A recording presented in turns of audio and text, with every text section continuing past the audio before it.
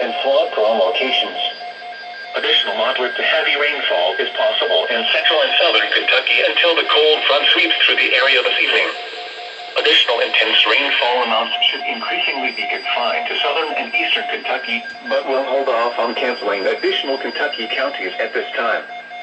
http://www.weather.gov/safety/flood precautionary preparedness actions. You should monitor later forecasts and be prepared to take action should flash flood warnings be issued. End.